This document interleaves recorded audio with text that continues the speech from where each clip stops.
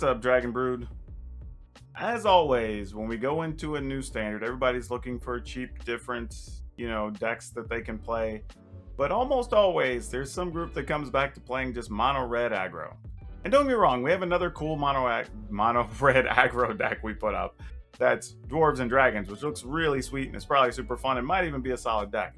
But I think there's going to be a lot of people just looking for the traditional play a small creature, attack, try to hit with an Embercleave type red. And you know what? We have that today.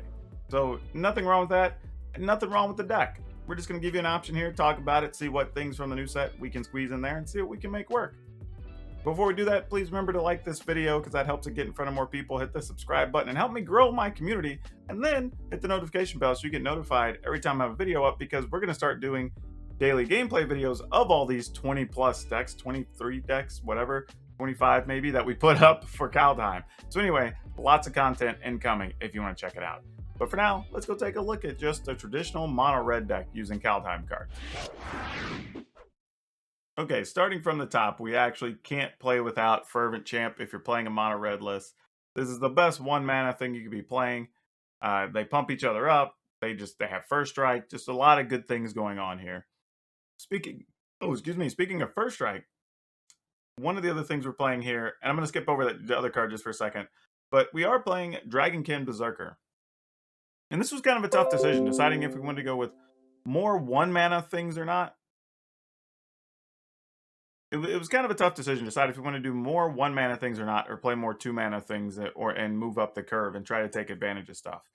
And decided to go with the Berserker because putting it alongside a Fervent Champ with having two things at first strike can actually make it difficult for your opponent to punch through without spending extra spells.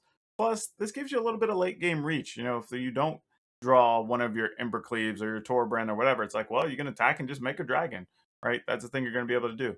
So we're going to see how it plays out. Could be wrong, but we at least want to give it a go. And then the other card we skipped over there is Frostbite. Now, the one thing I'll say about Frostbite I don't love is that you can't really target your opponent's face, right? That's the thing. You're not doing direct damage. But if you want to deal damage to a creature or planeswalker, you get to do 3 as long as you're spending snow mana. So, all right, well, if you control 3 snow permanents, but we have a bunch of snow lands. So it's very likely that this is going to do the damage you need to do.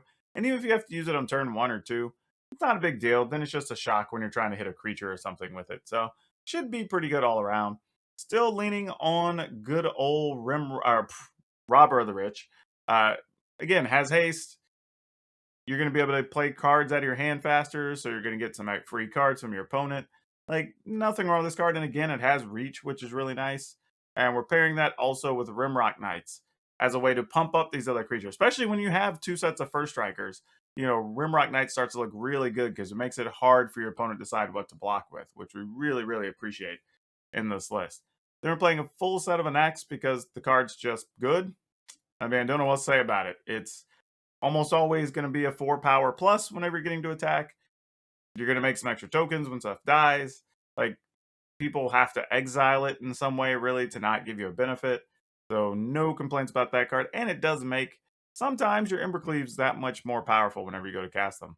Then we're playing 3 copies of Burgi, God of Storytelling. And Burgi's kind of interesting. You know, I'm not sure if Burgi has a humongous impact in this list, but it's very possible that if you play Burgi on 3, on turn 4, you could play, say, like, either a Fervent Champ or one of your 2 mana things. You produce another red, right? So you still have 2 mana available from your lands plus the 1 spell. Then maybe you play another 2 mana thing, or even a 3 mana thing, and then you end up with either 1 or 2 mana left. And then you can try to do something crazy on top of that, right? Or, I don't know, there's just a lot of combinations here. Or maybe even you play a couple of things like a Fervent Champ, Robber of the Rich, you attack with everything, and now you have a land open plus the land you generated, and now you can cast Embercleave, right? So that's it, because you don't lose the mana between phases.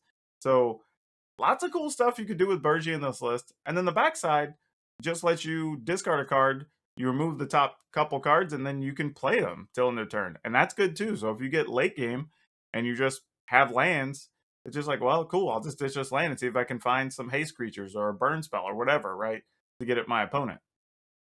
Then we're playing a full set of Bonecrusher Giants because, again, Bonecrusher Giants just absurd. Like, not a lot to say about that card other than that.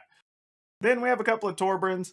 I couldn't go crazy on Torben because it does require 3 red, and we are playing a couple of Faceless Havens as lands, so it's going to trip you up a little bit, but card overall still pretty fantastic, and just works great with everything in this list being super aggro. And then, of course, playing 4 Embercleaves. I was going to cut back to 3, but I decided, you know what? Nah, we're just in the... We're a 4 Embercleave family when we're playing red decks. That's just how we roll. We're 4 or 0. No, we're never 0, actually. But we're almost always 4 instead of 3 if we're playing Embercleaves. For lands, we're going with a pretty simple mana base. We've got 4 Faceless Havens and a bunch of snow-covered mountains. Because again, we want to be able to get the bonus out of that Frostbite when we need it. We want to be able to activate our Faceless Havens and take away one of our weaknesses is our little creatures kind of getting stopped up late in the game or your opponent sweeping the board. Like, you're still going to be able to get stuff done with a 4-power land, which is great. Just does a lot of things. I mean, this land base is simple, but it's serving a lot of purposes. Now again, it's mono red. Could you play it a couple different ways? Absolutely. If you want to play more of the hounds or whatever, like, go for it. I think that's the thing. I think people look at a lot of these lists and say like, but why? Why do we need to play? It's like, no, you don't have to play it this way. I'm just giving you ideas and options, especially with the new cards showing you like, hey, here's some ways they might be able to use and some things we might be able to try. Not saying this is the end-all be-all final way to play mono red. So please do not confuse that with any of the lists that I've put up.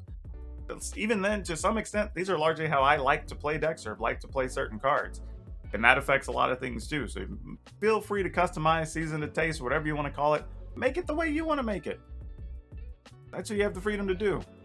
You're not beholden to what I'm telling you to do. And remember, if you haven't, please like this video, hit the subscribe button, hit the notification bell to help me out, help you out. And don't forget, if you want this deck list or any of the others I put up for Kaldheim, the list is in the description below for this one, or you can check out my playlist on the channel. That's just MTG Kaldheim Standard, where you can get 20 plus Kaldheim decks, quick review, and a download for each and every one of them. So that's all I have for you for now. We'll see you next time.